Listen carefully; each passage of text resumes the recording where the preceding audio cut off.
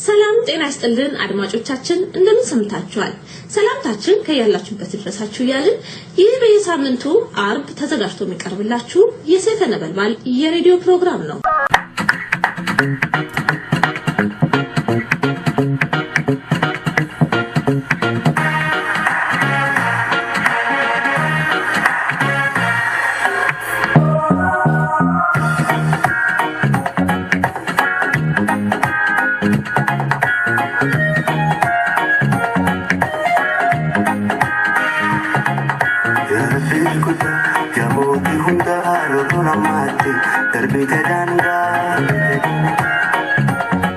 የጎሳ ፖለቲካ እንዲታገድላቸው የተቋቋሙት የጎሳ ፖለቲካ አስወጋጅ ኮሚቴ ለጠቅላይ ሚኒስትሩ ደብዳቤ አስገብቷል። የጎሳ ፖለቲካ እውነት ኢትዮጵያ ውስጥ አለ? ምን ማለት ነው የጎሳ ፖለቲካ?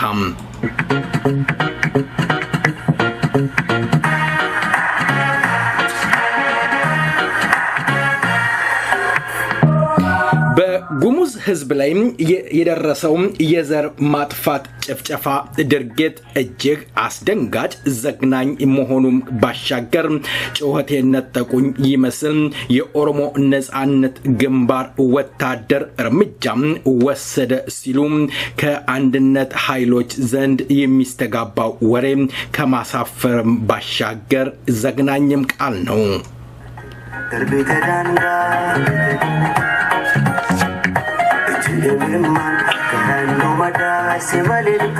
ለውጡም ሄደት ገጭገጭ እያለም እየተንገጫገጨ ከመንገጫገጭ የዘለለ ባሻገር ለውጥ የለም የሚሉ ወገኖች ተበራክተዋል።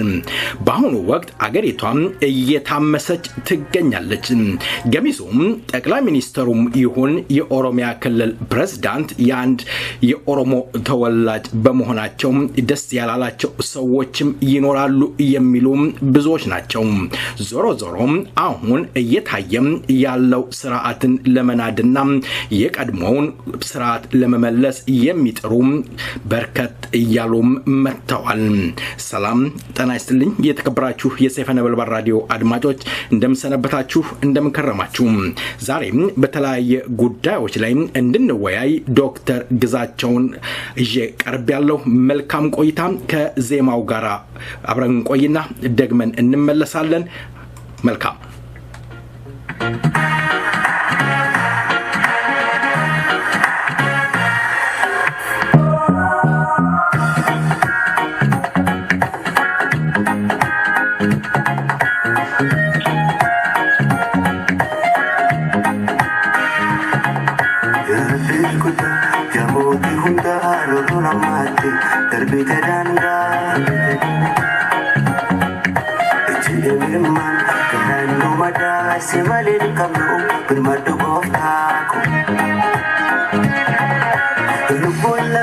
Oromo, arte la fatia que firimoka,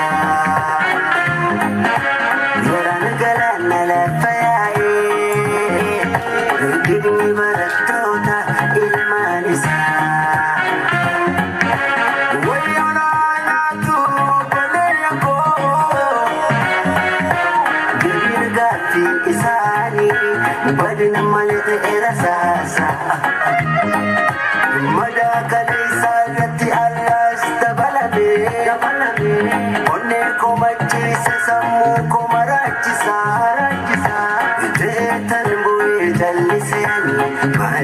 Kisani, me, Mali Kisani.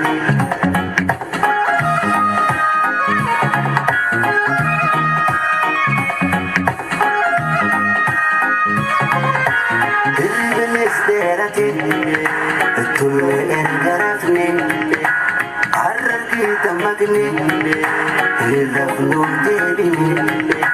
Kami jalan pinu, rutu bandakane, sare ikan dinu, jam timari, kamu madini doa filane, sare pinjile kalmatakane, terkekombina komo magalani, ufatan ala baba paredani Elemo gidu fafikatini Mamu zamil pargota sani Takasabiru fafikatani Lagasaogi pagleja sani Baharo tumsa fakini sani Barwako kutu onini sani Nagika magala kayo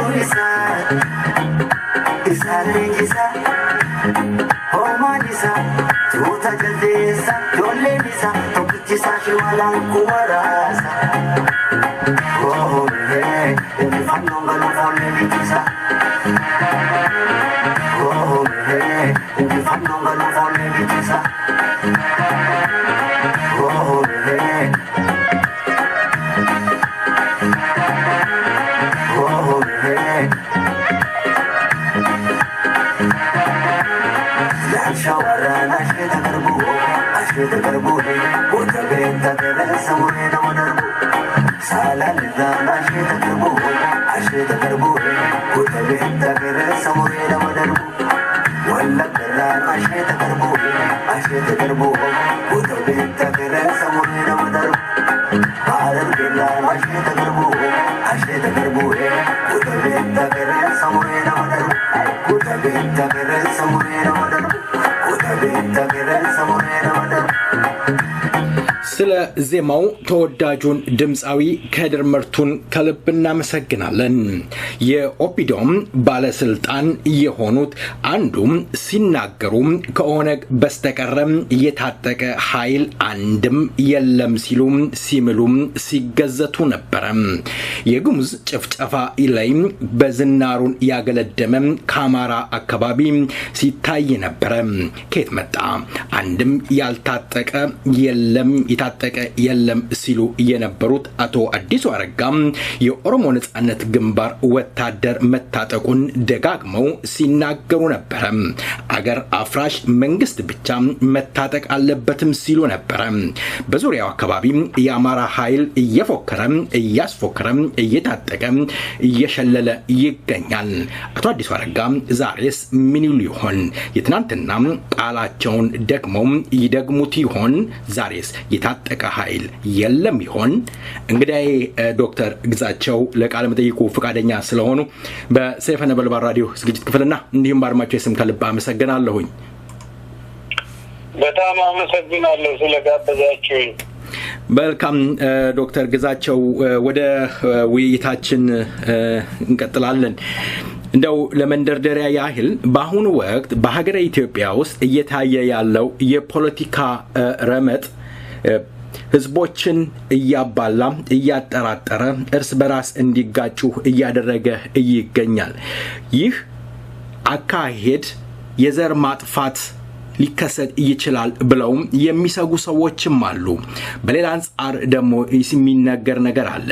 ያሁን ያለው የለውጥ ኃይል መሪነን የሚሉት ስልጣን ላይ ያሉት ሀገሪቷን ማስተዳደር አልቻሉም የሚሉ አሉ። እውነት ይሆን?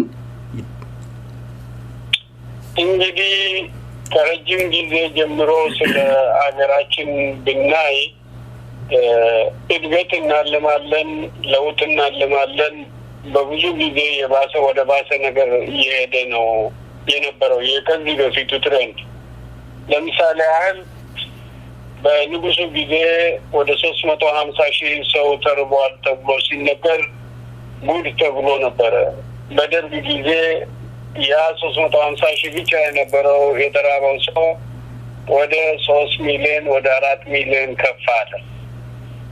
በደርግ ጊዜ ጉድ ተብሎ የዓለም ተማሪዎች ሳይቀሩ እርዳታ ተለምኖ ምግብ ተለምኖ በደርግ ጊዜ 3 ሚሊዮን ጉድ ተብሎ የነበረው ጥሩ ነገር እናመጣለን ተብሎ ደርግ ወደቀ። የኢፒአርዲኤፍ መጣ። እዛ ጊዜ ከዛ በኋላ ደግሞ የተራበው ቁጥር አሁን በጣም ከፍ ብሎ ከ20 በላይ ከ20 ሚሊዮን በላይ ከ6 በላይ የሚገመት ነው የሆነው። ጦርነትም እንደዚሁ ወንጀልም እንደዚሁ እየከፋ የሄደ ይመስላል። በንጉሱ ጊዜ ንጉሱን ገልብጠው ደርግ ወደ ስልጣን ሲመጣ ስልሳዎቹን ሲገድል ሲረሽን ህዝቡ ወጥቶ እልል ነው ያለው። አጨበጨበ ደግ አደረገ ብሎ ስልሳዎቹ ምሁራን ሲሞቱ ካለ ፍርድ ቤት ትዕዛዝ ካለ ፍርድ ሲገደሉ ሲጨበጨፉ ተሰየው ነው ያለው ህዝቡ። ይሄ ተገቢ አልነበረም። ኢህአፓ ሲገደል ደግ አደረገ ብሎ ልጁን ወንድሙን አስገድሎ ዝም አለ። መኢሶን ሲገደል ከዛም ኦኤልኤፍ ሲገደል ከዛም እንደዛ እያለ በሰበብ በፖለቲካ ልዩነት ህዝቡ ሲገደል መንግስት ሲገል ህዝቡ ሁሌም ያጨበጭባል። ይሄ ተገቢ አይደለም። እንደ ባህል ሆኖ ከዚህ በፊት የተገደሉት ህዝቦች መፍትሄ አላገኙም። ለውጥ በዛ በኩል መጥቶ የሚታሰረው ሰው ካላግባብ የሚታሰር ቶርች የሚደረግ ባዲሊንግ ወይም የሰውነት ጉዳት አካል ማግደል ድረስ ሲያደርሱ መፍትሄ አልተሰጠም ነበረ። ወንጀለኛው አልተጠየቀም ነበር። እስካሁንም የተጠይቀው ማግ ይሄ እየቀጠለ ነው ሄደው። ይሄ አንጻራዊ የሆነ ለውጥ ይህንን ነገር ሊፈውስ አይችልም። ሁለተኛ ነገር በአጠቃላይ በምናይበት ጊዜ ኑሮዎችን ከሚሊዮን ዓመት በፊት የነበረውን ነው የሚመስለው። እስካሁንም በበሬ ነው የሚታረሰው። እስካሁንም በማረሻ በዛችው በበሬ ጀርባ ላይ ተቆጥቶ ነው እንትን የሚደረገው። የህዝብ ብዛት ከዛን ጊዜ የበለጠ ድሮ ከነበረው ወንቷል። የኢኮኖሚ እድገት ጉዳይ በጣም ዘገምተኛ ነው እና ያ ለውጥ ምንም ለውጥ አልታየም። ወደ ህዝብ እየበዛ ሲሄድ ራስን መመገብ ያቅተናል። እድገትም ሲመጣ በጣም እየደከመ ነው የሚሄደው። ይሄ አይነት ሁኔታ አገሪቷን ወደ ከፋ ደረጃ ላይ ያደርሰዋል። ይሄ ሁኔታ ነው ያለው አሁን የሚመለከተው። እንደው ዶክተር ግዛቸው እንደ ለውጥ አለ ብለው ያምናሉ እርሶ በአሁኑ ወቅት? እንግዲህ ለውጥ ብዙ አይነት አለው። እኛ የምናውቀው በሳይንቲፊክ ሪቮሉሽን የሚባለው ሳይንቲፊክ ቼንጅ የሚባል አንድ ሳይንቲስት የአሜሪካ ሳይንቲስት ቶማስ ኩን የሚለው ችግሮች ሲፈጠሩ ለችግሮቹ መፍትሄ ወይም ደግሞ ጥሩ መፍትሄ ሆኖ አሸናፊ የሆነ ሀሳብ ሲመጣ ወይም ደግሞ ተጽዕኖ የሚያደርግ ሶሉሽን ሲመጣ ለውጡ መጣ ይባላል። በእንግሊዝኛው አኖማሊስ ይሉታል። አኖማሊስ ችግሮች ናቸው ማለት ነው። በችግሩ ምክንያት የተለያየ ሀሳብ ይፈጠራል፣ የተለያየ ሀሳብ ግጭት ይፈጠራል፣ የተለያየ መንገድ ይፈጠራል። ሂደት አለው። በዛ ሂደት ውስጥ የተለያዩ አለመግባባቶች፣ ግጭቶች ይፈጠሩና መጨረሻ ላይ ለነበረው ችግር ለፓራዳይም ማለት ነው ይቀየራል ማለት ነው። ያ ቲዮሪ ተቀየረ ማለት ነው። ዋናው መፍትሄ የተገኘለት ፎርሙላ ተገኘለት ማለት ነው። ከዛ ያንን ችግር ተፈታ፣ ለውጥ መጣ የሚል ነገር ነው ያሉት። እኛ ሀገር እስካሁን ድረስ በእርግጥ ብዙዎቹ ችግሮች ስር የሰደዱ ችግሮች ናቸው። ለዘመናት የኖሩ ችግሮች ናቸው።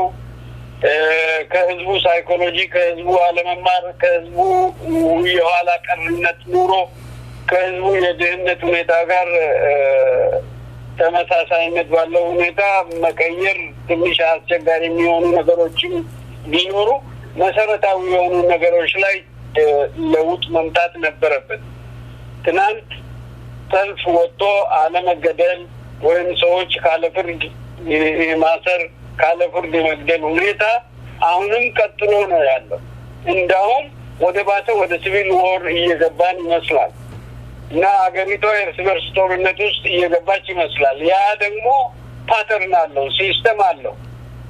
ወሎ ውስጥ እንደዚህ፣ ምስራቅ ኦሮሚያ ውስጥ እንደዚህ፣ ደቡብ ምስራቅ ኦሮሚያ ውስጥ እንደዚሁ፣ በምዕራብ ኦሮሚያ ውስጥ እንደዚሁ፣ በጉሙዝና በአማራ መካከልም እንደዚሁ በተለያዩ ጊዜዎች ይሄ የእርስ በርስ ጦርነት እየከፋ ነው የመጣው። እና ያ ምንድነው ያ ወደ ነው እየተለወጠ ያለው ወደ ከፋ ነው ወደ ጥሩ ነው የሚለው ነገር ስጋትም ያመጣል ማለት ነው እንደው ዶክተር ግዛቸው አሁን ብዙ ጊዜ ሰዎች ሲያነጻጽሩት ፖለቲከኞችም ሲያነጻጽሩት የምንመለከተው ከቲፒኤልኤፍ ስርዓትና አሁን የዶክተር አብይ ስርዓት ጋር ኮምፔር ታረጋላችሁ ታነጻጽራላችሁ በፊት የሰው ልጆች ይታሰራሉ ይገደላሉ ይደበቃሉ በአሁኑ ወቅት ደግሞ የታሰሩት ቲፒኤልኤፍ ለዘመናት ሲያስር ሲገድል የነበረውን ያወጣ በይቅርታ እየለቀቀ ህዝብም በነጻነት ሰላማዊ ሰልፍ ወጥቶ እየተናገረ ይገኛል የሚሉ ወገኖች አሉ ያሁኑ ለውጥ መንገራገጭ ቢበዛበትም የለውጥ ንፋስ ወይም የለውጥ መንገድ ላይ ስለሆነ ለውጡ ብዙ ነገሮችን ችግሮችን ያመጣል የሚሉ ወገኖች አሉ የኔ አሁን ጥያቄ ሁለቱን ኮምፔር እንዳያደርጉልኝ ይፈልጋለሁኝ ለውጥ አለ ከተባለ መንግስት አሁን ያለው መንግስት ለምን እርምጃ መውሰድ አቃተው ምናልባት ይሄንን የህዝቦችን ግጭት ለሰላም ወይም ለምርጫው እንደመጠቀሚያ እየተጠቀመበት ይሆን ምርጫው እየቀረበ ስለሆነ ምርጫውን ለማራዘም ሰላም የለም ተብሎ ለማራዘም ታስቦ ይሆን ምን ይሉኛል እውነት የህዝቦችን ከቲፒኤልኤፍ ወይም ከሃዲክ ባህሪ ተነስተው ያሁን ያለው እንግዲያና መንግስት ከቁጥጥሩ ውጪ ሆኗል እርምጃ እንዳይወስድ ተልፈስፍሷል አቅማቷል ያሁኑ ያን የዶክተር አብይ ስርዓት እንደሚታየኝ ከሆነ ሁለት ችግር ነው ያለው የዚህ የዌስተርን ፊሎሶፊ ምንድነው የሚለው ለውጥ ሲመጣ ከቀድሞ ሁኔታ በበለጠ በፈጣን ሁኔታ መቀየር የለበትም ዘገምተኛ ለውጥ መኖር አለበት ዘገምተኛ ለውጥ ሲኖር ወደ አዲስ ሁኔታ ውስጥ ሲገባ ቀስ በቀስ አዲስ ነው ህዝቡን ማስበረግግም ወደማይታወቅ ሁኔታ አስገባምና ቀስ ያለ ዘገምተኛ ለውጥ ይሻላል ከተፋጠነ ሪቮሉሽነሪ ቼንጅ ከሪቮሉሽነሪ ቼንጅ ኢቮሉሽነሪ ቼንጅ ይሻላል የሚሉ አሉ ኢቮሉሽነሪ ቼንጅ ምንድነው ጥቅም አለው በአብዛኛው ጥቅም አለው ቀስ ብሎ ዘገምተኛ ለውጥ ሲመጣ በመልኩ አንዳንድ ሁኔታዎች የማይታወቁ ይኖራሉ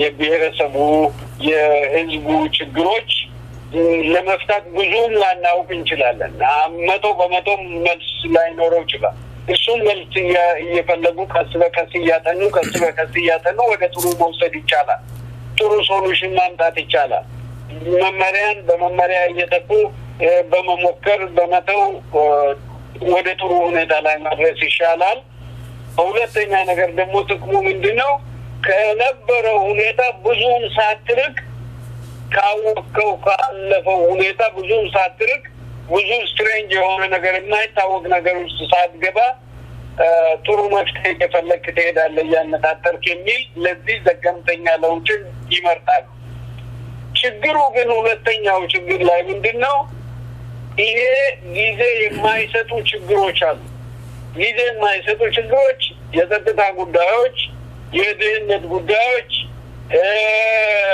የፍትህ ጉዳዮች የመብት ረገጣ ጉዳዮች ጊዜ የሚሰጡ ነገሮች አይደል እነሱ በፍጥነት መፍትሄ ማግኘት አለባቸው ከዚህ በፊት ሰው ካለፍርድ ሊታሰር እንደሆነ ከዚህ በፊት ሰው ካለፍርድ ሊገደል እንደሆነ እሱን ወዲያው ማቆም ያስፈልጋል ከዚህ በፊት የሃይማኖት ጥሰት የሰው ልጅ መብት ጥሰት የቋንቋ ጥሰት ቋንቋን ባህልን እንዳታከብር ያ እግድ ካለ እሱም በአስቸኳይ ማንሳት ያስፈልጋል እንደዚህ ያሉትን ነገሮች የመብት ጥሰት ጋር የተያያዙ ነገሮችን በአስቸኳይ ህዝቡን ወደፊት አገሪቷን ለውጡ ወደፊት እንዳይራመድ የሚያደርጉት ነገሮች ካሉ እነሱም በአስቸኳይ መፍታት ይፈልጋል በተረፈ ይሄ ነገር ከሌለባቸው በስተቀር አሁን አንዳንድ የነበሩትን ነባር ችግሮችን መፍታቱ ላይ በተለይ የመብት ረገጣው ጉዳይ ላይ የሰላም ጉዳይ ላይ መንግስት ቸል ማለት ነገር ይኖራል ለምሳሌ ከሐረር አካባቢ ከሶማሊያ አካባቢ የተፈናቀሉ ኦሮሞዎች እሱን መፍትሄ ለመስጠት በጣም ከጉሙዝ አካባቢ እንደዚህ ጦርነት ነበር እንደዚህ ህዝብ ያልቅ ነበር እሱን ቀስ ተብሎ ነው እንትን ያለው ምን ያህል ቀስ እንዳለው አላውቅም አሁን ከሰሞኑን እንደዚህ የሚታዩ ረብሻዎች አንዳንድ ነገሮች አሉ እነሱ ላይ አጣዳፊ የሆነ እርምጃ ነው መወሰድ ያለበት የሰው ነፍስ በማንኛውም መልኩ መዳን አለበት የህዝብ ጥፋት የህዝብ እንቂት ከመምጣቱ በፊት ሄዶ ቸኩለው በአስቸኳይ መፍትሄ መስጠት አለባቸው ሌላው የደህንነት ጉዳይ የኢኮኖሚ እድገት ጉዳይ በሂደት የሚመጣ ነገር ሊሆን ይችላል የህዝብ የባህሉን የማበልጸግ የማዳበር ጉዳይ በሂደት ሊሆን ይችላል ጊዜ የሚፈጃል እነዚህ ነገሮች ህዝቡን ማስተማር ይፈልጋል አንዳንድ ከውጪ አዳዲስ ትምህርቶችን ወደ ውስጥ ማስገባት ይፈልጋል ዘመናዊ ኮቶችን ወደ ሀገሪቷ ማስገባት ያስፈልጋል እሱ ጊዜ ይወስዳል በዛ እነሱንም መውቀስ ተገቢ አይመስለኝም ግን እነዚህ የመብት ጥሰቶችና የሰላም ጉዳይ ላይ ትንሽ ወደኋላ ቀረት ያሉ ይመስለኛል ይሄ ነው ኦብዘርቭ ማደርገው እስካሁን ድረስ መልካም እስኪ ወደ ሌላ ጥያቄ ልሻገር ዶክተር እንደው ሰሞን አሁን በቅርብ ሰሞንኛ እንደው መነጋገሪያ የሆነው የጎሳ ፖለቲካ የሚባል ነገር ምን እንደሆነ የጎሳ ፖለቲካ ኢትዮጵያ ውስጥ አለ እንዴ ሰዎች የጎሳ ፖለቲካ ይላሉ የጎሳ ፖለቲካ የሚባል ነገር በትክክል አይታየኝም እኔ መልካም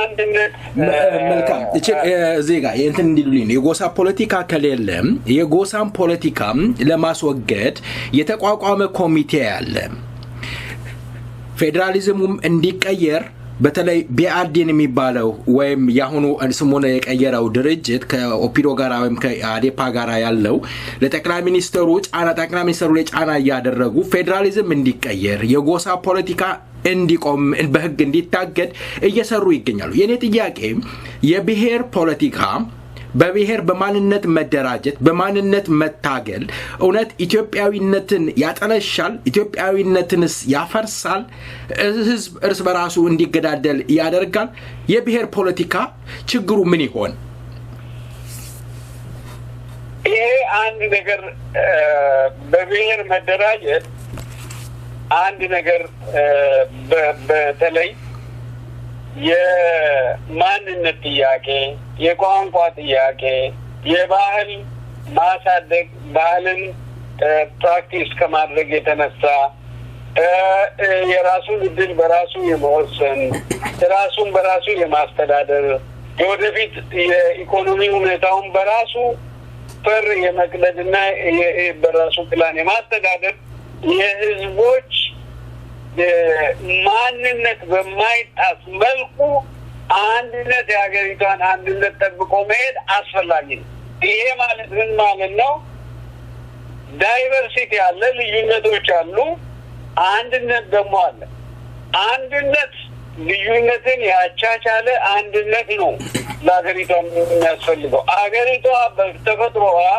ከ80 በላይ ብሔረሰቦች ቋንቋዎች አሉ ያንን ቋንቋ ጨፍልቀን መሄድ አንችልም ያንን ባህል ጨፍልቀን መሄድ አንችልም ለምንድን ነው ማንችልበት ምክንያት ሰው ሲታከም ስለ ጤንነቱ በጣም ጠቃሚ የሆነ ነገር ነው ስለ መብቱ በጣም ጠቃሚ የሆነ ነገር ነው ስለ ግዴታው በጣም ጠቃሚ የሆነ ነገር ነው ወንጀል እንዳይሰራ ወንጀል ከሰራ ደግሞ እንዴት እንደሚዳኝ እንዴት ነው ፍርድ ቤት እንደሚቀርብ ለምን ይሄንን በቋንቋው ሲማረው በቋንቋው ሲዳኝ በቋንቋው ስለ ጤንነቱ ሲከታተል ሆስፒታል ሲሄድ ሐኪሙ ወይም ዳኛው በቋንቋው ሲነግረው ሰውን ይገባዋል መብቱ ነው የተወለደበትን ቋንቋ የዘሩን የአያቱን ከቅድመ አያቱ የወሰደውን በራሱ ቋንቋ እነዚህ ኑሮዎችን የዕለት ተዕለት ኑሮውን የሚያቀናጅበትን በራሱ ቋንቋ ሲሆን ይመረጣል ትምህርት ቤት የስራ ቋንቋ ሁሉ ነገር በዚህ ምክንያት ይሄ አስፈላጊ ነው የግዴታ አገሪቷ አንድ ስለሆነች አንድ ቋንቋ ብቻ ይበቃታል የሚል እንደው ዶክተር እንደው ለምሳሌ አሁን እርሶ በቋንቋ መማሩ በራሱ መኩራቱ በኢትዮጵያ ውስጥ ሆኖ ይሄን ነገር ቢደረግ ምን ችግር አለው? አሁን አብዛኛውን ጊዜ የሚነሳው ፌደራሊዝም አያስፈልግም፣ የአማራ ክልል፣ የኦሮሚያ ክልል፣ የትግራይ ክልል የሚባለው ኢትዮጵያዊነትን እንዲጠፋ ያደርጋል። ኢትዮጵያዊነት እየቀጨጨ ይሄዳል።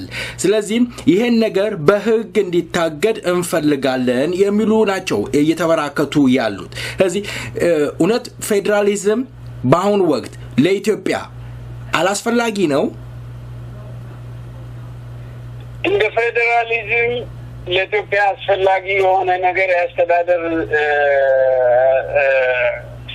ሁኔታዎች ያስተዳደር ዘይቤዎች ከዛ የበለጠ ለኢትዮጵያ የሚበጅ እንደውም የለም። እንደውም የህዝቡ እዛ ውስጥ ኮንፊደንስ የማግኘት የመተማመን አያጠፋኝም፣ ቋንቋዬን አያጠፋም፣ ቋንቋዬን ባህሌን አሳድጋለሁ፣ ማንነቴን እጠብቃለሁ፣ ኢትዮጵያ ውስጥ መሆን ለእኔ ጥቅም ያስገኝልኛል የሚሉትን የመተማመኛ ሰነዶችን የማያገኝ ከሆነ አንድነቱ ወደ መፍረስ ነው የሚሄደው። ይህንን ከሚገባው በላይ ሰዎች እያከረሩት የፖለቲካ የዘር ፖለቲካ በዘር ላይ የተመሰረተ በምናምን ላይ የተመሰረተ ይላሉ እንጂ በማንነት ላይ የተመሰረተ አስተዳደር ቢኖር ምንም ችግር የሚያመጣ ነገር የለው።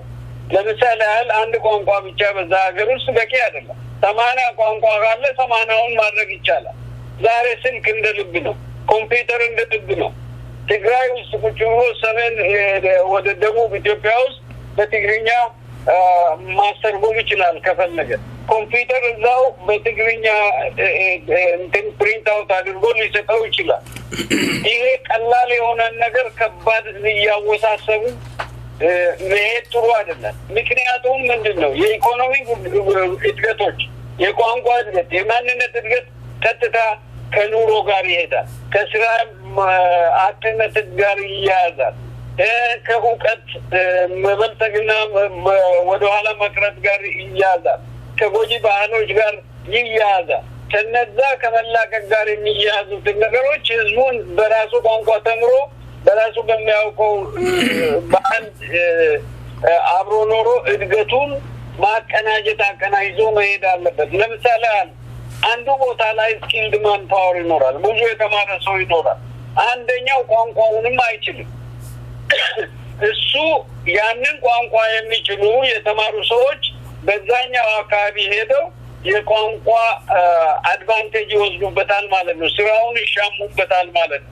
የአካባቢው ህዝብ ቋንቋ ስላልቻለ ሌላው ቋንቋ የሚችል ሰው መጥቶ እሱ ላይ ያስተዳድረዋል ማለት ነው። በስማ በለው የነፍስ ጉዳይ ስለ ነፍስ የማያስገድል ከፍተኛ የመብት ጉዳዮች ራሱ በማያውቀው ቋንቋ በስማ በለው ቆሞ ፍርድ ቤት ይከራከራል ማለት ነው። ከሐኪም ጋር ከፍተኛ ጥቅም ያለው የጤንነት ጉዳይ ላይ በቋንቋው ማወቅ ቀጥታ ህመሙን በቀጥታ በቋንቋው ከመናገር ውጪ በሌላ ቋንቋ በትርጉም በኩል ይነገራል ማለት ነው። ይሄ ተገቢ አይደለም፣ የሰዎችን መብት የሚጥስ ነው። ሶስተኛው ነገር ደግሞ በዚህ ቋንቋ ብቻ ተናገር ብለህ ለህዝብ መደንገግ አንድ መንግስት ዲክታተር ነው የሚሆነው። በዚህ ቋንቋ ትናገር፣ በዚህ ቋንቋ ብቻ ተናገር ማለት ተገቢ አይደለም። የኢትዮጵያ ብሔራዊ ቋንቋ ይሄ ብቻ ነው ብሎ መደንገግን ተገቢ አይደለም። ይሄ ዲክታተራዊ መንግስት ነው ማለት ነው። ሁሉም አፉን በፈታበት ትምህርት ቤት ሄዶ ተምሮ የጋራ ቋንቋዎችም ካሉ 2ም 3ም 10ም ብሔራዊ ቋንቋ ካለ በሱም ተምሮ የቻለውን ተምሮ በዛ ተወዳድሮ መሄድ ይሻላል እንጂ አንዱ ላይ ተጽዕኖ አድርጎ የአንዱ ባህል ሌላው ባህል ላይ ተጽዕኖ አድርጎ አንዱን የመዋጥ አንዱን የማጥፋት አንዱ ላይ ሄዶ የመስፈር አንዱ ላይ ሄዶ ኢኮኖሚ እንትን አድቫንቴጅ የመውሰድ ጉዳይ ስላለ ያንን ማቆም አለበት። እንደ ፌዴሬሽን የመሰለ በተለይ የባህል፣ የማንነት፣ የቋንቋ፣ የዳይቨርሲቲ መጠበቂያ ሀገር ውበቱ ራሱ ሀገር እነዚህን አካቶ አብሮ ባላንስ አድርጎ የሃይማኖቶችን ጉዳይ፣ የማንነቶችን ጉዳይ ሁሉንም ባላንስ አድርጎ መሄድ የማይችል አገር ዋጋ የለውም። አገርም አይደለም አንድነቱም ደግሞ አስተማማኝ አይደለም። መልካም ዶክተር ግዛቸው እስኪ በዚህ ዜማ ረፍት እናርግና ደግመን እንገናኛለን። አንድ ሀገር ውስጥ 84 ብሔረሰብ እያለም አንድ ህዝብ ወይም አንድ ብሔር ተነስቶም የኢትዮጵያ ህዝብ እንባ ጠባቂ ነኝ ብሎም መከራከር ትንክተኝነት መሆኑን ብዙዎች ይገልጻሉ። አንድ ህዝብ አንድ ሀገር የሚለው አዲስ አማርኛ አዲስ ፈሊጥ የቀድሞውን ጎትቶም እየመጣ ያለ ህዝቦችንም እያጠራጠረ በጥርጣሬ እንዲመለከቱት እያደረገ ይገኛል። መልካም ቆይታ በዚህ ዜማ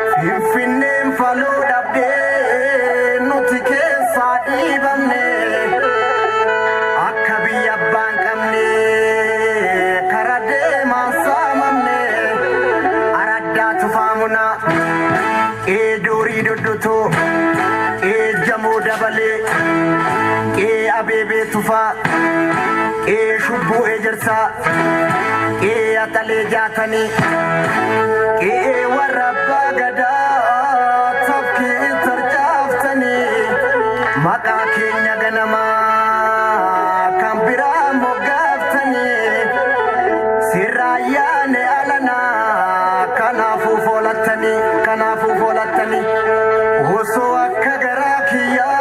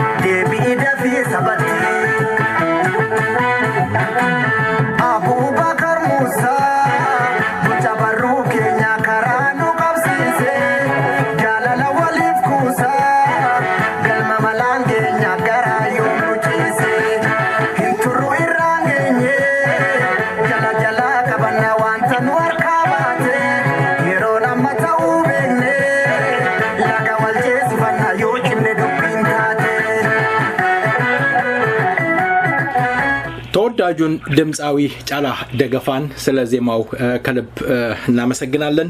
ዶክተር ግዛቸው ቀደም ስለ ፌደራሊዝም ሲያነሱ ፌደራሊዝም ለኢትዮጵያ ወሳኝ እንደሆነ ገልጸዋል። በተለይ በይሄ የአንድነት ኃይል የሚባለው ኃይል ብዙ ጊዜ የሚያነሱት ነገር አለ። በተለይ የአማራ ድርጅት ወከልን ብሎ ያሉ የአማራ ድርጅቶች አማራ መደራጀት ኢትዮጵያን የማዳን ነው፣ ኢትዮጵያን ያድናል፣ አማራ ከተደራጀ ኢትዮጵያ የተጋረጠባትን ችግር ይቀርፋል፣ አማራና አማራነት ኢትዮጵያን ያሳደገ ያኮራ እንደሆነ ይገለጻል። ይሄ ትንክት አይደለም። ሌላ ህዝቦች እቺን ሀገር በደማቸውና ባጥንታቸው አላስከበሩም። ለምንስ ስለ ፌደራሊዝም ይሁን ስለ ሌላውም ይህ ከዚህ የአማራ ድርጅቶች እንዲወገድላቸው ከ84 ብሔረሰብ ተለይተው ይሄ አካል ብቻ አንድ ብሔረሰብ ተለይቶ መጮሁ በሌላ ህዝብ ዘንድ ጥርጣሬና ሌላ አመለካከት እንዲፈጠር አላደረገም ብለው ያምናሉ? በጣም ጥርጣሬን እንዲፈጠር የሚያደርጉ ነገሮች ምንድነው? በዚህ በኩል ተደራጅ በዚህ በኩል አትደራጅ የሚለው ጉዳይ ነው። የፈለገ ሰው አማራውም ይሁን ኤሊቶች ይሁኑ እነሱም በፈለጉት በኩል ቢደራጁ ህዝቡ በፈለገው በኩል ደጋፊ ባገኙ በሚመረጡበት እንመረጣለን፣ ህዝቡ እኛን ይወክለናል፣ ህዝቡን እንወክላለን በሚሉት መንገድ ቢደራጁ የራሳቸው መብት ነው። ትልቁ ችግር የሚመጣው አይ በዚህ በኩል ተደራጅ እንጂ በብሔረሰብ ወይም በቋንቋ ወይም በዚህ አትደራጅ ብሎ ደግሞ ሌላው ላይ ትዕዛዝ መስጠቱ ደግሞ ትንሽ ከባድ ነው። መስጠቱም ደግሞ ተገቢ አይደለም። ያንን መሞከሩ እንደውም ወደ ኢሉኝተኝነት የሚያመጣ ነገር ነው። ምክንያቱም ይህ ህዝብ የተለያየ ህዝብ ነው። የተለያየ ሳይኮሎጂካል ሜካፕ አለው፣ የተለያየ ኑሮ ዘዴ ያለው፣ የተለያየ ደረጃ ላይ ነው ያለው፣ የተለያየ የኢኮኖሚ ሁኔታ ላይ ነው ያለው። ይህንን ህዝብ በእኛ በምናስብልህ በኩል ብቻ ተደራጅ ማለት ተገቢ አይደለም።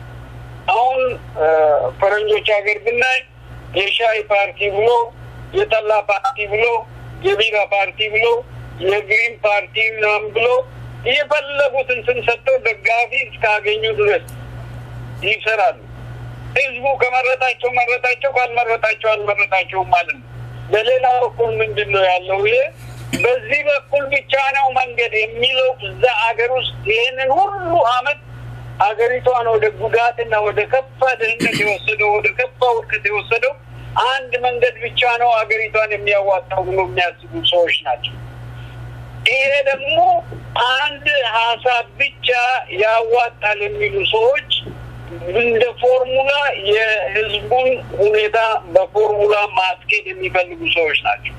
ሶሻል ሳይንስ በፎርሙላ አይሄድም፣ በፎርሙላ አይሰራም። ናቹራል ሳይንስ ውስጥ በፎርሙላ መስራት ይቻላል። የህዝብ ሳይንስ ውስጥ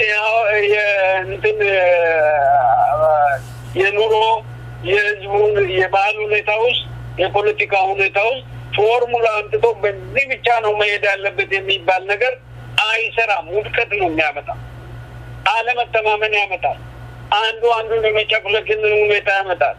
እንደውም የአንዱ የባህል የበላይነት የዶሚናንት ቫሊ የሚባለው እንትን አለ የሚሉት እነዚህ ዶሚናንት የሆኑ ነገሮች እንዲገኙ ኢትዮጵያዊ ለመሆን አማርኛ ተናጋሪ መሆን አለበት። ኢትዮጵያዊ ለመሆን መስቀል ያለበት ቀሚስ ምናምን የባህል ጥልፍ ምናምን ኢትዮጵያ አየር መንገድ ላይ ኢትዮጵያዊ ለመሆን የእንትን የባህል ጥብዝ እንደዚህ አንድ ብሔር ብቻ እንትን የባህል ልብስ ለብሰ መታየት ያ ባህላችን ያሰኛል። ባህላችን የምንለው የተለያዩ ህዝቦች ባህል፣ የተለያዩ ህዝቦች ቋንቋ፣ የተለያዩ ህዝቦች ኢኮኖሚ ሁኔታ፣ የተለያዩ ህዝቦች የአስተሳሰብ ሁኔታ ችግራቸውን በየት በኩል ብሎ የሚያልሙት የራሳቸው መንገድ፣ የራሳቸው አስተዳደር፣ የራሳቸው ክልል፣ የራሳቸው ሁሉ ነገር ሀብት ንብረት ይህንን መጠበቅ ያስፈልጋል። ይህን የማንጠብቅ ከሆነ አንዱን ጨፍልቆ እንዲሄድ የምንፈልግ ከሆነ በጭራሽ አይሰራም። ትናንት እንደነበረው አስተዳደሪ ገቨርንመንት መስራት አሁን ህዝቡ ይህንን ተቀባይነት አግኝቶ አይቀበልም። ይሄ ነው ያለው። እንደገና የተፈጠሩትን ድርጅቶች እናጠፋለን ማለት ራሱ ደግሞ ዘር ማጥፋት ጄኖሳይድ ነው። አንድን ድርጅት አንድን ግሩፕ በዚህ ብቻ አስብ፣ በዚህ አትደራጅ፣ እዚህ የምትደራጅ ከሆነ አጠፋለሁ ብለን መግደል ማጥፋት ማለት ኢንተርናሽናል ክራይም እና ይሄ ተገቢ ያልሆኑ ነገሮች ይታያሉ ሀገሪቷ ላይ። ሁሌ ስራ ላይ እናውላለን ብለን እናስባለን፣ ስራ ላይ ላይውል ይችላል። ለምሳሌ መመሪያዎች ይወጣሉ፣ ፖሊሲዎች ይወጣሉ። እነዚህ ፖሊሲዎች የራሳቸው ችግር አስከትሎ ይሄዳሉ። ተጠንተው ተሞክሮ ዘንድሮን ይህን እናደርጋለን፣ በሚቀጥለው አመት ደግሞ ከሆነ እንቀይራለን። እስከዚህ ተሞክሮ የሚሄድ ነገር የለም ኢትዮጵያ ውስጥ የመሬት አዋጅ የካቲት 67 ላይ ታወጀ፣ በዛው ቀረ። ያለቀው ደን፣ ያለቀው እንስሳ፣ ያለቀው ህዝብ የኑሮ ሁኔታው ወደ ታች ነው። በዛ ምክንያት ብዙ ነገር እንትን ብሏል። አንዱ ላይ የሚሰራ አዋጅ አንዱ ላይ ላይሰራ ይችላል። አንዱ ላይ የሚሰራ መመሪያ ሌላ ቦታ ላይሰራ ይችላል። አንድ ወጥ የሆነ ብቻ በፎርሙላ ሊሰራ የሚችል ነገር ምንም ነገር የለም በዚህ ዓለም ላይ። እያንዳንዱ ስቴቶች አሁን አሜሪካ ውስጥ እያንዳንዱ ስቴት የራሱ የሆነ ስፔሲፊክ የሆኑ ህጎች አሉ። የጋራ ኮንስቲቱሽን ደግሞ አላቸው።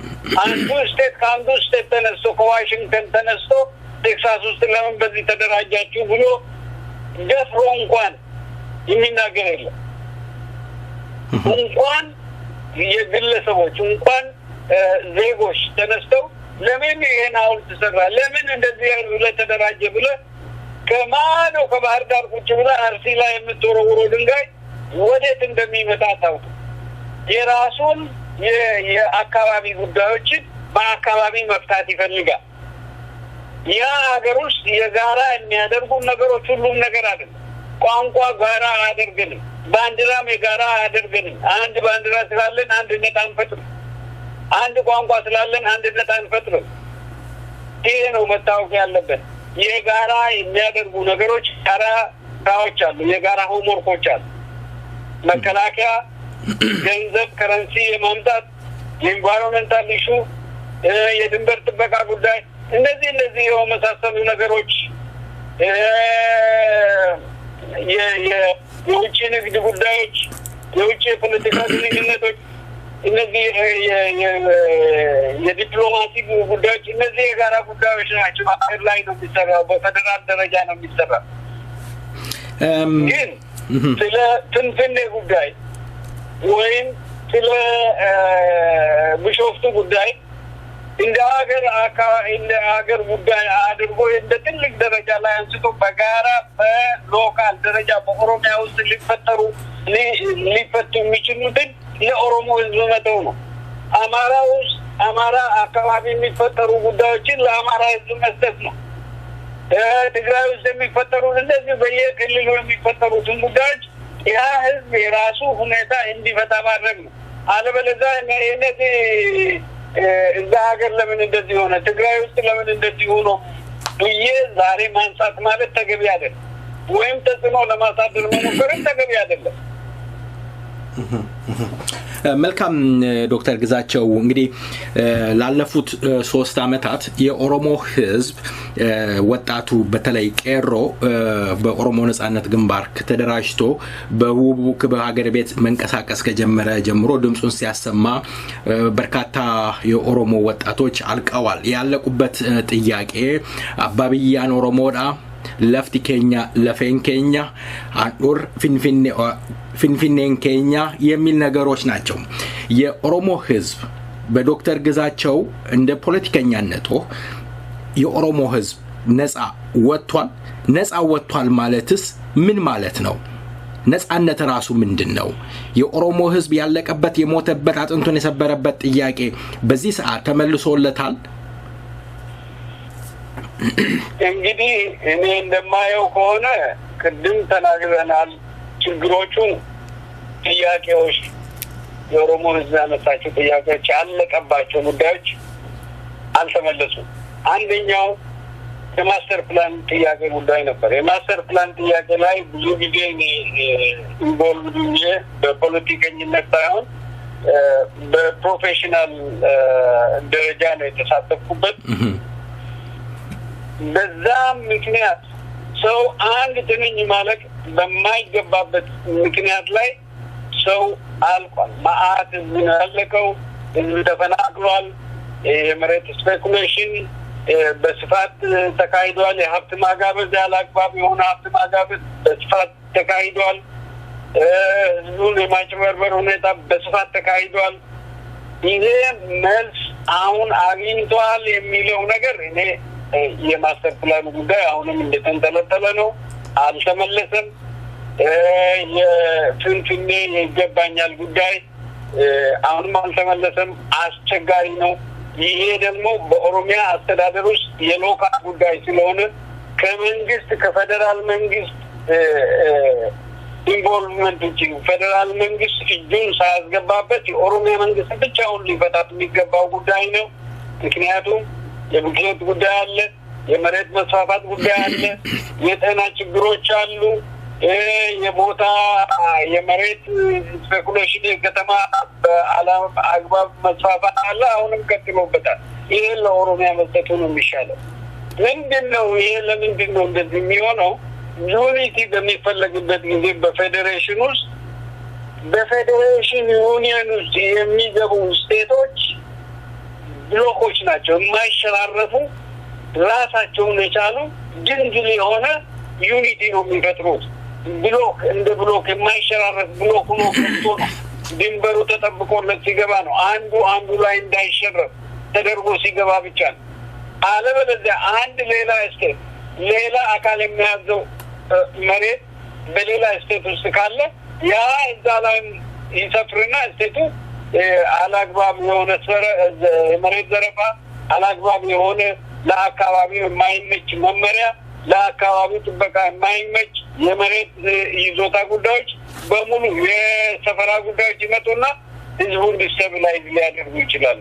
ያንን ድንግልና ጠብቆ ያንን ለልና አንድ ላይ የአንድነትን ሁኔታ ካልፈጠሩ በስተቀር አንዱን እያጠፋ ዩኒየን መፍጠር አይቻልም። ችግራችን ወደፊትም ስለማይመለስ ሁሌም ተጣላን፣ ሁሌም ተዋጋንበት ነው የምንቀጥለው ማለት ነው። ይሄ ለአንድና ለመጨረሻ ጊዜ መመለስ ሲገባው ነገ እንዳያዳግም አድርጎ መመለስ ሲገባው እስካሁን ድረስ የተደረገ ነገር የለም። ይሄ ትንሽ ችግር ይኖረዋል። ከዚህ በፊትም በተለያዩ ሁኔታዎች ስንገልጽ ከርመናል ማለት ነው።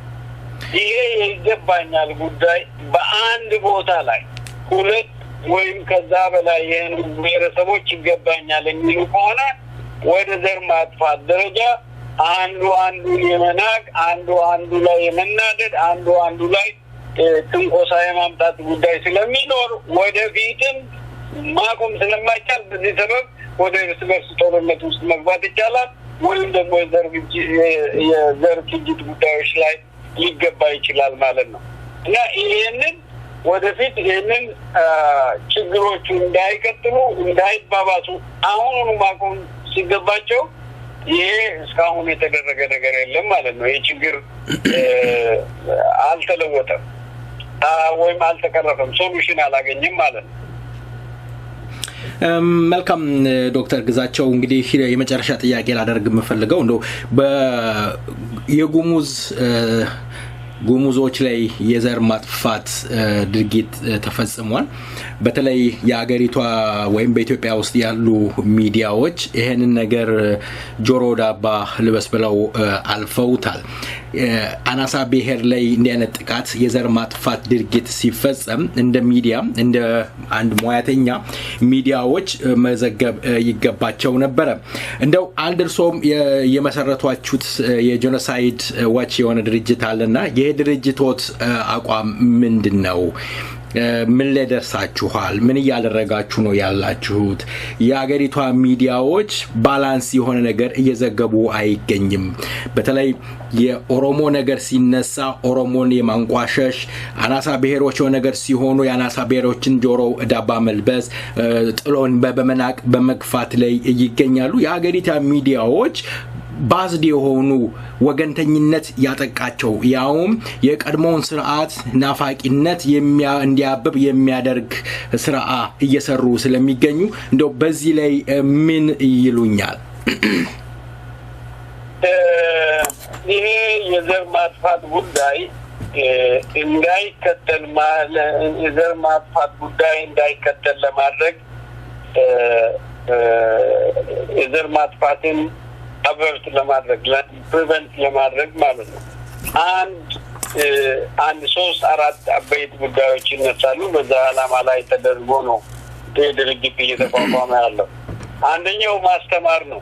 ህዝቡ እንዲያውቀው፣ መንግስትም እንዲያውቀው፣ የታጠቀው ክፍልም እንዲያውቀው፣ ያልታጠቀውም ክፍል መብቱን እና ግዴታውን እንዲያውቅ ማስተማር አለብን ማለት ነው። አዌርነስ ህዝቡን ሰው መግደል፣ ህዝቦችን መግደል፣ በፖለቲካ አመለካከት ሰዎችን ማሰር፣ ማጥፋት ይሄ ዘርን ማጥፋት ነገር እንደሆነ ካላግባብ ህዝቡን አንስቶ አንዱ ላይ ማስፈር ወይም ከአንዱ ሰፈራ ላይ ህዝቡን በጉልበት አንስቶ ሌላ ቦታ እንዲሄድ ማድረግ እነዚህ የመሳሰሉ ነገሮች የዘር ማጥፋት ነገር ስለሆነ ይህን ህዝቡን እንዴት አርጎ እነዚህ ችግሮቹን እንዴት ህዝቡን ሳያጠፋ ልማት ሊመጣበት ህዝቡን ባህሉን እንዳያጠፋ ይህንን ማስተማር አለብን ማለት ነው። መብቱን እና ግዴታው የመንግስት ባለስልጣናትም ቢኖሩ እስከምን ድረስ ነው መብታቸው፣ እስከምን ድረስ ነው ግዴታቸው የሚለውን ለሁሉም ለጠቂው ፕሮባብሊ ለወደፊት ለአጥቂውም ለተጠቂውም ማስተማር ያስፈልጋል። ይሄ ምንድነው? ይሄንን ካወቁ ጄኖሳይድ አይከተልም ማለት ነው። ሁለተኛው ነገር ደግሞ የተካሄደ ካለ መመዝገብ ነው። መዝግቦ ማስቀመጥ፣ ለታሪክ ማስቀመጥ፣ ከዚህ ታሪክ ደግሞ ማስተማር፣ ልምድ ማግኘት፣ ካለፉት ልምዶች የመማር ከኤክስፒሪየንስ የመማር ሁኔታ ለርኒንግ ኢሹዎችን ብለን ማስቀመጥ ወደፊት ያስፈልጋል ማለት ነው። ስለዚህ መመዝገብ አለብን ማለት ነው። ሬከርድ መደረግ አለበት ማለት ነው። የማስግሬብ ካለ እዚህ ጋር ማስግሬብ አለ ብሎ የክብር ቦታ ማኖር፣ የክብር በክብር ሁኔታ እንዲጠበቅ የዜጎች ማስግሬብ ስለሆነ የዜጎች ብዙሃን መቃብር ስለሆነ በግፍ የተጨፈጨፈ ስለሆነ ያ ይከበራል። ሲከበር ደግሞ ይሄንን ስህተት ወደፊት እንዳይመጣ ይሄንን እያስተማርንበት እንሄዳለን። ታሪካችን ነው። ይሄንን እያደረግን እንሄዳለን ማለት ነው። ሶስተኛው ዋና አበይት ጉዳዮች ደግሞ ይሄንን ሁሉ ጥሰው የሚኖሩ ካሉ ለፍርድ ማቅረብ፣ ለኢንተርናሽናል ኦርጋናይዜሽን የመብት ጠባቂ እንባ ጠባቂ ሀገሮች ለነሱ ማቅረብ፣ ለዩናይትድ ኔሽን ማቅረብ እነዚህን የመሳሰሉ ነገሮች ናቸው። ጥያቄ ይህንን ወንጀል የፈጸመ ሰው የሚጠየቅበትን ሜካኒዝም ማዘጋጀት ማለት ነው። በዚህ ዙሪያ ነው ያለው እንግዲህ እነዚህ ዋናዎቹ ጉዳዮች ማለት ነው። አሁን በዚህ በጉሙዝ ላይ የተካሄደው በጣም የሚያሳዝን በጣም የሚዘገንን ጉዳይ ነው። ህፃናትን ያልታጠቀን በአጠቃላይ ወንድሙን ሴት ያልታጠቀ ባዶ እጁን ያለን ሽማግሌውን አሮጊቱን ሁሉንም የሀገርን ዜጋ ሄዶ መጨፍጨፍ ማለት ይሄ በጣም አስነዋሪ ነው። በጣም ጨካኝነት ነው። በጣም አረመኔነት ነው። ይሄ በዓለም ህዝብ ደረጃ የሚያስጠይቅ በሀገሪቷ ውስጥም የሚያስጠይቅ ነገር ነው። በተለይ የሀገሪቷ መንግስት እነዚህን አጥፊዎችን ለፍርድ የማያቀርብ ከሆነ የሀገሪቷ መንግስት ራሱ ለነሱ ፕሮቴክሽን ስለሚሰጥ ከበር ስለሚያደርጋቸው መንግስቱ ራሱ ተጠያቂ የሚሆንበት ምክንያት ይኖራል፣ ጉዳይ ይኖራል ማለት ነው። ሌላው በሰራው ወንጀል መንግስት ሊጠየቅ ይችላል ማለት ነው፣ ሊወቀስ ይችላል ማለት ነው። የህዝቡን ዋናው ነገር መንግስት ምንድነው? በብሔር ብሔረሰቦች መካከል ያለውን ግጭት በሰላም የመፍታት ችግሮች ካሉ በሰላም በፍርድ በህግ የመፍታት የጸጥታ ጉዳዮች ካሉ የጸጥታ የህዝቡን ደህንነት የመጠበቅ ሴፍቲ የመጠበቅ ግዴታ አለበት መንግስት። ይህንን ግዴታውን የማይወጣ ከሆነ ለፍርድም ለህዝቡም ትችት እየተጋለጠ ነው የሚሆነው ማለት ነው። ይሄ ምንድነው የሚያሳየን? ዛሬ ፈርስት ሴንቸሪ ውስጥ ነው ያለ ነው። ዓለም የሰለጠነበት ደረጃ ነው ያለ ነው። ብዙ ነገር የሚዘገብበት የሚቀዳበት መንገድ ነው ያለ ነው።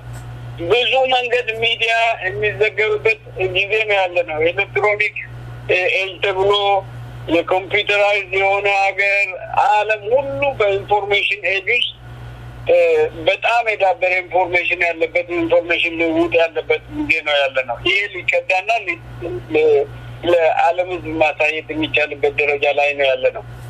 በዚህ ጊዜ የሚያሳዝነው ዓለም በሰለጠነበት ሰዓት ላይ እኛ ወደ ኋላ ቀርተን የምንፋጅ ሰዎች ሲያወሩ ደግሞ የስልጣኔ ቁንጮ ነን ብሎ የሚያወሩ ሰዎች ከዚህ አይነት ማህበረሰብ ይሄ ነገር መውጣቱ በጣም የሚያሳዝን ነው።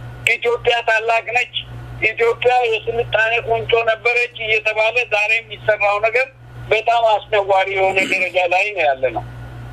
በጣም አስነዋሪ በሆነ ረሃብና ችግር ውስጥ ነው ያለው ሀገሩ። ዛሬ ይሄ ጭካኔ ከመቶ ዓመት በፊት በእነ ምኒልክ ጊዜ እንዴት ነበረ የሚለውን ዛሬ ያሳየናል። ዛሬ እንደዚህ ያለ ጭካኔ በዛሬ ዘመን እንደዚህ ዘመናዊ ትምህርት ባለበት ህዝቡ በተሻሻለበት እርስ በርስ የበለጠ ተፋቅሮና ተከባብሮ መኖር በሚቻልበት ጊዜ ላይ አሁን እንደዚህ አይነት ኋላ ቀር የሆነ ጭፍጨፋ ሲካሄድ ከመቶ ምናምን ዓመት በፊት እንዴት ነበር የሚለው ጭካኔ ያሳየናል ማለት ነው። ይሄ ተገቢ አይደለም። ወደፊትም ደግሞ ህዝቡ እንዲጠራጠር በጥርጣሬ አይን እንዲተያይ ነው የሚያደርገው። ምክንያቱም ምንድነው? በአንድ በኩል ብቻ መኖር አለበት። በአንድ በኩል አንዱ ብሔር ዶሚናንት የሆነው ብሔር እኔ ባልኩት ብቻ ኑር፣ ይህ አንተ አኗኗር፣ አንተ የምትበላው፣ አንተ የምትለብሰው እኔን በሚመቸኝ እኔ በምወደው በኩል ነው ብቻ ነው መሆን አለበት ብሎ የራሱን ባህል በሌላው ላይ ኢምፖዝ ማድረግ ደግሞ የሚያሳዝነው ይሄ ጭፍጨፋ ከተደረገ በኋላ ደግሞ በሚዲያ ወጥቶ በማስ ሚዲያ ወጥቶ የሚያቅራሩበት መንገድ አሳፋሪ ነገር ነው። የዛሬ 40 ዓመት 60 ሰዎች ተገድለው ፍየል ወጠጠ እየተባለ ረጎራው የተባለበት ያ አሳፋሪ ነገር ያሳፍረናል ብለን በምንናገርበት ሰዓት ዛሬ ይህንን ህዝብ ጨፍጭፈን ደግሞ ሌላ ቀረርቶ የምናሰማ ያውም በሚዲያ ወጥቶ እንደዚህ አሳፋሪ ነው። ይህንን ኋላ ቀር ይህንን አረመኔነት ለዓለም ህዝብ ፊት ምን ብለን እንደምንናገርም አይታወቅም። ያሳፍራል። እንደገና ኢትዮጵያዊ ነኝ ለማለትም የሚያሳፍርበት ደረጃ ላይ ነው የሚደርሰው ማለት ነው። ወንጀለኞችን መቅጣት ይችላል። ይሄ ነው ችግሩ። ወንጀለኞች ሊኖሩ ይችላል። 10-15 ሰው በግሩፕ ወንጀለኛ ሆኖ ስለፈጸመ የሁሉ ኢኖሰንት የሆነ ሰው ዋጋ መክፈል የለበትም። በሞት መቀጣት የለበትም። መረሸን መጨፍጨፍ የለበትም። ይሄ ነው መታወቅ ያለበት። እኛ ሀገር ዘር ማጥፋት ማለት ምን ማለት ነው የሚለውን ነገር ህዝቡ በትክክል አያውቅም። ያንተን ድል መጥቶ አንድ ሰው ካቃጠለብህ የአንዱን ዜጋ ቤቱን ካቃጠለ ፍየሎቹን ከገደለ ወይም ደግሞ ያላትን ዶሮዎቹን ከገደለ የሚኖርበትን ኑሮ እዛ ላይ ዲፔንደንት ነው የሚኖርበትን ከስሩ አጥፍቶበታል ማለት ነው። የሰውዬ የሚቀጥለው ልጆቹን ራሱን የሚያበላው ነገር የለም ማለት ነው። ወደ ድህነት ቁልቁለት ይወርዳል፣ ወደ ሞት ወደ ረሃብ ይሄዳል። ዘር ማጥፋት ማለት ይሄ ነው ማለት ነው። ሰውየውንም ባትገል ማለት ነው። ይሄ በስፋት ሲደረግ ነው የነበረው። ይህንን ህዝብ አሁንም ማስተማር ያስፈልጋል። ያጠፉ ሰዎች ካሉ ደግሞ ለፍርድ ማቅረብ ያስፈልጋል። ይህንን በስነ ስርዓቱ መዘገብ ነበረባቸው፣ ሚዲያዎች መዘገብ ነበረባቸው። ይህንን ኢግኖር የምናደርግበት ጊዜ አይደለም። ይህንን ያደረጉ ሚዲያም ካሉ ተገቢ እንትኖች አይደሉም ማለት ነው። የዘር ጉዳይ ይልቅስ የዘረኝነት ጉዳይ በዛ በኩል ነው እየታየ ያለው ማለት ነው። ይሄ ብቻ አይደለም። ነገ እስከ እንዴት አድርጌ ነው ከዚህ ህዝብ ጋር አብረን መኖር የምንችለው የሚለውን ካልኩሌሽን ውሳል አስገቡም ማለት ነው። እሳቤ ግንዛቤ ውሳል አስገቡም ማለት ነው። ይሄ ነው ያለው ሁኔታ የሚመስለኝ ነው። መልካም እንግዲህ በሚዲያ ወጥተው በተለይ እነዚህ ሻንቅላዎችን ያርገናል በሚል አንዳንድ አስጠያፊ ቃላቶችን ሲናገሩ እጅግ ያሳዝናል ያሳፍራልም። በተለይ አክቲቪስቶች ተብለው ያሉ አንጋፋ የሆኑት ቡራዩ ላይ የደቡብ ልጆች አንዳንድ ነገር ባደረጉ ኦሮሞ ዘር አጠፋ ጨፈጨፈ ተብሎ ኦሮሞ ስለሆነ ታዋቂም ዘፋኝ ወጥቶ ያዞምባ ሲያነቡ ነበረ። ከ300 በላይ የጉሙዝ ወንድሞቻችን ህፃናቶች የ5 አመትና የ6 አመት የነፍሰ ጡር ሴቶች በጅምላ በጭካኔ እንደዚህ አይነት ፍጅት ሲፈጸም እነዚህ ሰዎች ወጥተው አለመተንፈሳቸው ያሳፍራል። ምክንያቱም የነሱ ወገን ሲያደርግ ዝምታ የሚሆን ከሆነ ገና በጥላቻ ደግሞ ሌላውን ህዝብ ከጅ ፖለቲካውንና በሌላ ህዝብ ለማስጠላት የሚደረገው ሩጫ አሳፋሪ ነው። ይሄ ነገር የኢትዮጵያ መንግስት አንድ ነገር ሊያደርግ ይገባል እላለሁ። ዶክተር በአንድ ደቂቃ ውስጥ በመጨረሻ ቀረ የሚሉት ነገር ካለ እንዲያስተላልፉ ድሉ ልስጦት። እስኪ ሰይፈ ነበልባል ሬዲዮ ከዚህ በፊት ለብዙ አመታት ከኦሮሞ ህዝብ የኦሮሞን ህዝብና በተለይ አድማጮቹን እያገለገለ የነበረ አንጋፋ የሆነ ሬዲዮ ነው። በተለይ የእናንተ እንቅስቃሴ ኢትዮጵያ ውስጥ ገብታችሁ ወደ ሀገር ቤት የመመለስና ህዝቡን በስፋት እዛው በህዝቡ ማዕከል በመገኘት ለማገልገል ልታደርጉት እንቅስቃሴ ይሰማል። እንዴት ነው? እኔ ራሴ ጠያቂ ልሁንና እንዴት ተሳክቶላችኋል? እስኪ ያን የሰይፈ ነበልባል ሬዲዮ አድማጮችን የራሴ አድማጮች ስለሆኑ በዚህ ትንሽ ወደ እነሱ የምትለው ነገር ቢኖር በጣም ቆንጆ ነበር ብዬ ገምታለሁ። እኔም በዚህ ላይ ብሳተፍ ደስ ይለኛል። ይህንን ብትገልጽልን ዶክተር በስራዬ ገቡ ማለት ነው። መልካም ሰይፈ ነበልባል ሬዲዮን ላለፉት 11 አመት ከዚህ ከሂውስተን ቴክሳስ ከአሜሪካን በቀጥታ ወደ ሀገር ቤት ሲያስተላልፍ ቆይቷል። አሁን ደግሞ የኢትዮጵያ መንግስት አሁን ለውጥ አለ ከመጣ በኋላ የኢትዮጵያ መንግስት በውጭ ያሉ ሚዲያዎች ወደ ሀገር ቤት ገብተው ስራ እንዲሰሩ ባገራቸው ፍቃድ እንሰጣለን ባለው ቃል በገባው መሰረት ሰይፈ ነበልባል ራዲዮም ባለፈው መስከረም አዲስ አበባ ሄደን ባደረግነው አንዳንድ እንቅስቃሴ ፍቃዱን የኢትዮጵያ መንግስት ኤፍኤም ሰይፈ ነበልባል ኤፍኤም ሬዲዮን ሰጥቶናል። የኢትዮጵያ መንግስትንም ከልብ እናመሰግናለን። ያው እንግዲህ ቢሮአችንን የምናደርገው በአዲስ አበባ ወይም በፍንፍኔ ይሆናል። ፍቃድ ተሰጥቶናል ለመንቀሳቀስ ፕሮግራሙን ለመጀመር እየሮጥን እንገኛለን ሰፊው ህዝብ ከጎናችን እንዲቆም የኦሮሞ ህዝብ ድምጹ የሆነውን ሚዲያ እንዲያሳድግና አብሮን እንዲቆም በዚህ አጋጣሚ ጥሪ እናደርጋለን በተለይ በፊንፊኔ ምድር ላይ በአማርኛ ስለ ኦሮሞ ህዝብ የሚሰራ ሚዲያ እንግዲህ የመጀመሪያው ሰይፈ ነበልባል ራዲዮ ይሆናል በመንዲሁም በአማርኛ ላለፉት 11 አመታት ስለ ኦሮሞ የሰራ ሚዲያ የመጀመሪያው ሰይፈ ነበልባል ራዲዮ ነው በታሪክም ተመዘገበ ስለሆነ ይሄንን አጋጣሚ ለመግለጽ ፈልጋለሁ የኦሮሞ ህዝብ ምሁሩም ዕውቀት ያለው በዕውቀቱ ሀብት ያለው በሀብቱ ከጎናችን እንዲቆም ጥሪ እናደርጋለን ይሄን ያለው ዶክተር በጣም ደስ የሚል ነው በጣም ተስፋ የሚሰጥ ነው በተለይ ዳይቨርሲቲ ሚዲያን በማስተናገድ በኩል የመንግስት ያደረገው እውነት በጣም የሚደገፍ ቀና የሆነ አመለካከት ስለሆነ በጣም ማመስገን እፈልጋለሁ በራሴ ስምኝ በሰይፈ ነበልባል ሬዲዮ ስምኝ እና በራሴ በእኛ አድማጮቻችን በእውነት እናመሰግናለን ይሄ ጥሩ ሁኔታ ነው መልካም እድል እንዲሆን እንላችሁ እንመኛለን ሁሌም ከእናንተ ጋር ነን በጣም እናመሰግናለን በዚህ በኩል ለምታደርጉት አስተዋጽኦ መንግስትም የሚያደርገውን አስተዋጽኦ በጣም እናመሰግናለን መልካም ዶክተር ግዛቸው እንግዲህ መንግስትም ከጎናችን እንዲቆም ጥሪ እናደርጋለን ነው ግቡ ንስሩ ብቻ ሳይሆን ያሉትን ቢሮክራሲ አሰራሮችን መንግስት እንዲቀርፍልን እንፈልጋለን ጋዜጠኛ የህዝብ አንደበት ነው ጋዜጠኛ አራተኛ መንግስት ነው መንግስት ጉድፉን የሚያይበት ነው ጋዜጠኛ በየቦታው በድንጋይ የሚወገርበት ሀገር ነው ኢትዮጵያ ስለዚህ እንደዚህ አይነት ድርጊቶችን መንግስት እንዲያቆምልን በነጻነት ወተን እንድንሰራ የፖሊስ ግልምጫና ዱላ እንዲያስቆምልን በዚህ አጋጣሚ እንጠይቃለን መንግስትም ከጎናችን ቆሞ ደጉ ተመንደጉ እንዲለን በዚህ አጋጣሚ ጥሪ እናደርጋለን ዶክተር ግዛቸው ስለነበረን ቆይታ በሰይፈ ነበልባል ራዲዮ ዝግጅት ክፍልና እንዲም ባድማጮች ስም ከልብ አመሰግናለሁ እድሜ ይስጥልኝ በጣም አመሰግናለሁ እግዚአብሔር ይስጥልኝ በጣም አመሰግናለሁ እግዚአብሔር ይስጥልኝ ተወዳጇ ድምጻዊ አኒሻ ሰለሞን ሀቃ ደበሜ እያለች የምታቀነቀነው ዜማ አየር ላይ አለ Haka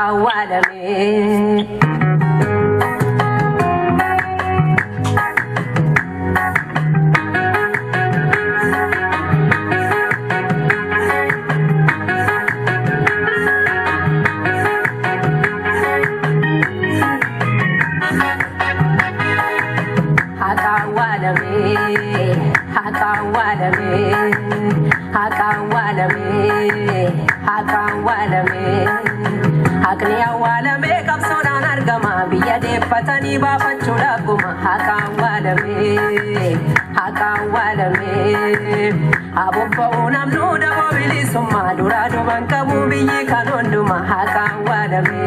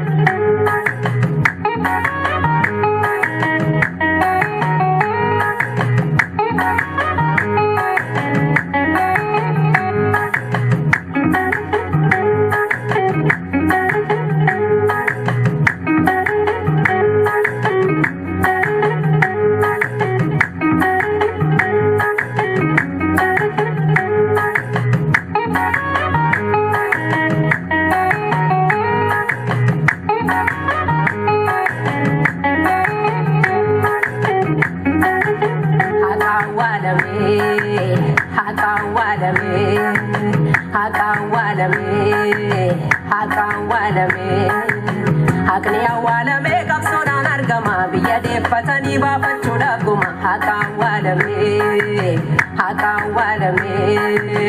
abubba unam no da bobili summa durado bankamu biyi kanonduma haka awalame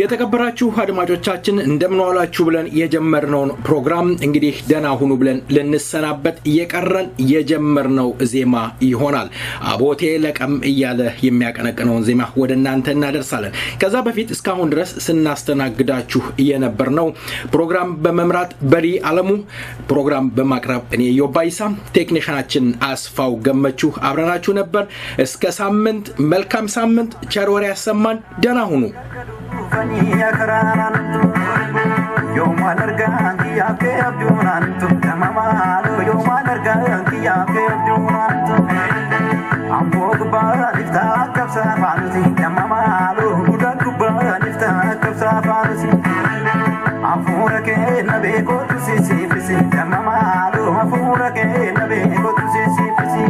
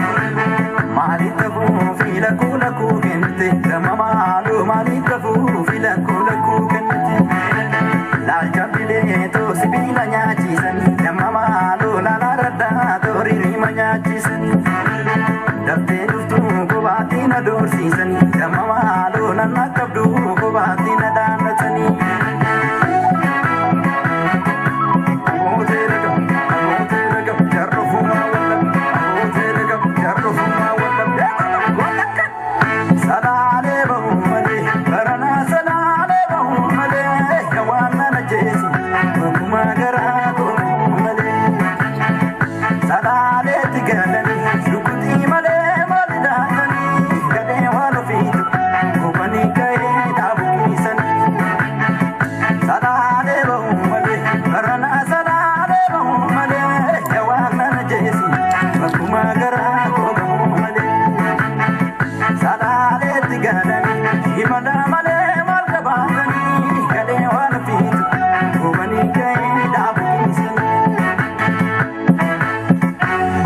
kolona sila pagate kitami kamaya no fit fagona rahilate maduano fit nagina kena dibega taeya kolona tiya onne tinkamte ya kolona shakar du tasbai